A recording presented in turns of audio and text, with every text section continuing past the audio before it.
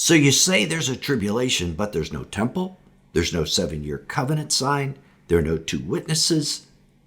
Aren't these things needed for this to be the tribulation? So we have to ask, are we now in the final countdown to the end of man's rule on earth? Are we within the 7 years of Jesus' glorious return to rule the earth? Only 3.5 years from the greatest time of persecution and tribulation that the earth will ever see, the Great Tribulation. The most recent poll shows 60% of Christians say yes, because of the major international pacts that have been signed: a pact for the future, the UN brokered 2-state solution, and the dramatic Trump-Gaza peace plan. Some Christians see these events as the fulfillment of prophecy, and they say, hey, this is Daniel 9:27, the 7-year covenant that triggers the tribulation. Others say, aren't there some things still missing? Why doesn't any of these covenants contain stipulations about a temple or sacrifices? Why aren't they made for exactly 7 years? And what about the 2 witnesses? And finally, the unspoken problem, what about the pre-trib rapture? Show me these things, they say, and I'll believe it is. Because this isn't the kind of tribulation I've been taught. Everybody agrees that there have been covenants signed that look suspiciously like the Land for Peace covenant between Israel and the world that Bible scholars have always said would launch the 7-year 70th week of Daniel. But all 3 of them are missing the 4 elements we just mentioned. So does that matter? Does it matter biblically? Can they still mark the beginning of a tribulation without these things? Today, we're going to find out. This is Bible teacher Nelson Walters, and today, as we said, we're digging into these 4 so-called requirements and seeing what is necessary and what isn't necessary for this to be the tribulation. And for this video, we need to give a shout out to Anthony Wong and the rest of my advisory board for researching the biblical basis of what is and what isn't the tribulation. Before we start examining these items, however, I want you to think about why we need to know whether this is it or not. Why does it matter? The reason is to prepare spiritually, emotionally, and physically. Because if what we're seeing might be the tribulation, then we all have an obligation to prepare ourselves, our families, our friends. We don't need to prove that it is. Yes, this is it. Just maybe is necessary. Maybe this is the tribulation. That's all that's needed to initiate that kind of preparation. The only reason you wouldn't prepare in a very dramatic way is if you can prove that it definitely isn't the tribulation. Because right now, it looks like a duck. It quacks like a duck. It might be a duck. So that's our decision rule. You have to prove to yourself that this is not the tribulation to justify not preparing, because it sure looks like it might be. So let's start with the most common claim. The Antichrist will make a covenant for 7 years. You've heard it time and time again in prophetic teaching, sermons, online videos. The logic is that some Daniel 9:27 translations say he makes a strong covenant for 1 week being known as 7 years. Therefore, a future treaty, something like the Gaza Peace Treaty, has to stipulate a term of exactly 7 years. These folks reject any covenant that isn't stipulated in the terms to be exactly 7 years. But is that correct? Well, no, it's not. And here's the catch. The translation that they're using is not what the Hebrew text actually says. In the original Hebrew, the phrase is better rendered, he causes a covenant with many to be strengthened for 1 week. Did you notice that? In that more proper translation, the covenant is already in motion. The covenant already exists. The verb is strengthening that pre-existing covenant, not making one. It's enforcing the covenant, not creating it for the fixed term. And that matters immensely. The covenant itself could be longer than 7 years. It probably is. The process of strengthening is what spans the 7 years. The Hebrew text does not demand that the treaty have a maximum lifetime of 7 years, only that the strengthening occur for 7 years. In other words, no, Daniel 9:27 does not teach The Antichrist signs a brand new time-locked treaty that automatically cuts itself off at the 7-year mark. Instead, the text describes a progression that takes place over 7 years. And this makes just logical as well as biblical sense. Peace treaties are never signed for a set period of time. They're signed until they're broken. No one says, hey, let's make a treaty for a year, and then after a year, we'll just start shooting each other again. That doesn't happen. And land treaties aren't signed for that period either. You buy something and you keep it forever until you sell it. You'd never say, I'll sell you a house for 7 years and 7 years only. You might rent a house like that, but you would never sell it. So this interpretation also aligns with how Gabriel frames the prophecy. Look back at Daniel 9:24. 70 weeks are decreed by God for Israel and Jerusalem. Did you catch that? God does it. The Antichrist doesn't set the timetable. God does. The role of the Antichrist is that God permits him to strengthen or uphold the agreement during that period. The Antichrist starts it and Jesus ends it. As it says at the end of that verse, Daniel 9:27, the decreed end is poured out on the desolator. Decreed by God. So the covenant isn't a finite treaty that expires. Instead, it's strengthened for 7 years by God's decreed design, and then it's ended by Jesus, who is God after all. For decades, prophecy teachers have insisted that the covenant in Daniel 9:27 must also include provisions for rebuilding a third temple and restarting temple sacrifices in Jerusalem. Now we know that there will be some sort of temple-like structure, and we know that there will be sacrifices. Prophecy tells us that. But is this in and part of the covenant, or does it happen immediately with the start of a tribulation? Are those things true? In fact, there are those who claim, somewhat logically, that Israel will surrender land in a two-state solution as part of the deal.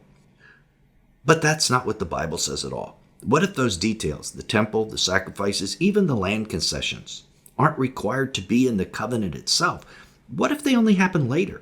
What if they are part of the strengthening of that covenant that takes place later? So in other words, there's an initial covenant, and it keeps getting stronger by adding these other things. Let's start with the verse itself, Daniel 9:27. Notice something. Daniel doesn't say the covenant allows sacrifices.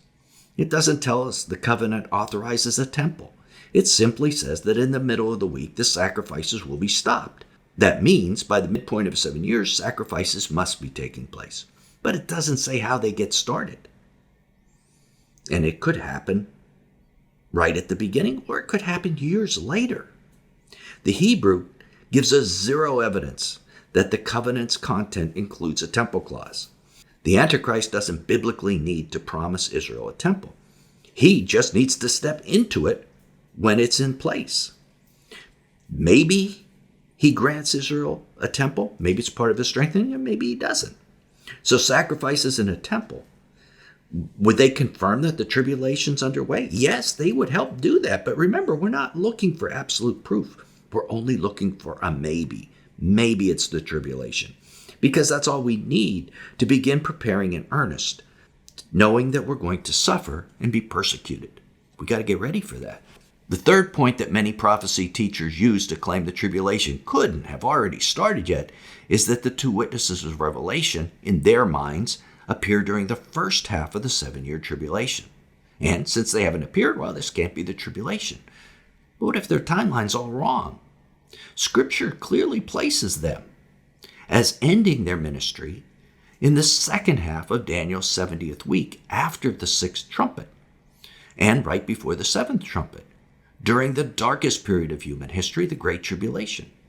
Revelation 11 says the two witnesses prophesy for 1,260 days. That's exactly 3.5 years. Then the beast that ascends from the abyss kills them, and just after that, they're resurrected and caught up into heaven. And then, after that, the very next thing in the Bible is that the 7th trumpet blows. That's not early in the timeline. That's not right at the beginning of the tribulation. That's deep into it, near the end of the Great Tribulation. So no, they don't start during the very beginning of the false peace. They rise when the chaos gets near. So now we come to the crucial part. The most common reasons used to dismiss the covenants of 24 and 25, the Pact for the Future, two-state solution, and the Trump-Gaza peace treaty, they simply don't hold up when we examine Daniel 9:27 in its original Hebrew. Many have said, these can't be the covenant with the many because they don't have a term of 7 years, or they don't include temple sacrifices. So they're political, they're not religious. But as we've seen, none of those requirements are part of the biblical text. Those assumptions came from mistranslations and just guesswork, not from the inspired Hebrew words Gabriel gave Daniel. So what does matter? The key factors in the Hebrew of Daniel 9:27 are threefold. First, the covenant is caused to be strengthened. The verb is ongoing, implying a continual reinforcement of a 7-year period, not a one-time signing event. That is something we need to see. Second, it's secular. The Hebrew word for covenant in the verse does not have the definitive article, the. It's not the covenant. It's not God's eternal covenant. It is a secular, a covenant, a political international covenant. Third, the covenant is made with the many, and that word is labarim. Most always, this refers to Gentile nations, not to Israel alone. So in other words, the Antichrist doesn't make a covenant with Israel. Multiple nations make a covenant, and then the he strengthens it. So when we strip away the centuries of assumption and mistranslation, what remains is really simple. A secular covenant made with many nations that's strengthened continually over 7 years. And here's where things get truly sobering. All three major international agreements that we talked about fit these precise biblical criteria. All three of them do. The Pact for the Future was a secular global covenant ratified by Gentile nations, and it has been strengthened in the ongoing year by the UN two-state solution, and then again by the Trump-Gaza peace treaty. The two-state solution was strengthened by the Trump-Gaza peace treaty. They're all building on each other. And within the last day or so, the United Nations, Britain, and France have strengthened the Gaza peace treaty once again, proposing a UN-based occupation force for Gaza. And that was a provision that was already in the treaty. That means what we're watching is exactly what the Bible describes. A series of events that isn't a disconnected diplomatic move here and there, but a continual process of strengthening. Now, does this prove the tribulation began? No. The final confirmation will only come when the Antichrist enters the temple of God and declares himself to be God, just as 2 Thessalonians 2:4 tells us. That event, the abomination of desolation, will mark the midpoint.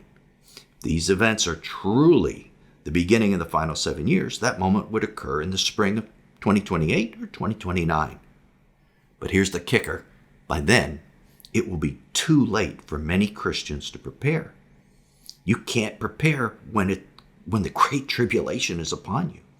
Jesus warned us in the parable of the 10 virgins that all 10 were waiting for the bridegroom. They were all believers, but all were asleep.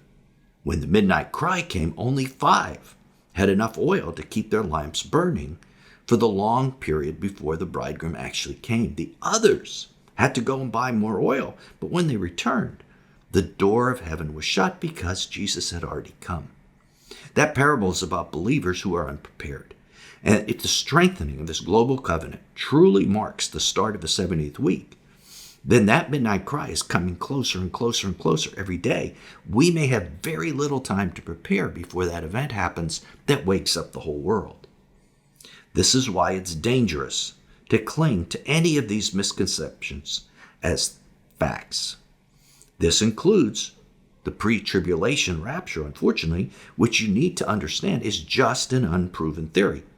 We cannot assume it's an unshakable fact because there's no verse in the Bible that tells us the rapture happens before the tribulation. Could it? Yes, of course it could, but there's no verse to prove it, so you can't act like it's a fact. And if believers refuse to prepare spiritually, emotionally, and physically for persecution and suffering because they assume they won't be here, they risk being like the foolish virgins who refused to store extra oil. So if one of these three covenants is the covenant with the many, from Daniel 9:27, the unspoken question is, who is it that strengthens that covenant? Who is the he of that passage? Because he could possibly be the Antichrist. Well, click right here to keep watching, and you'll discover if it's Trump, Jared Kushner, Mohammed bin Salman, Macron, or a mystery man hiding in the shadows. Till then, this is Nelson, and I'll see you there, and we'll discuss it.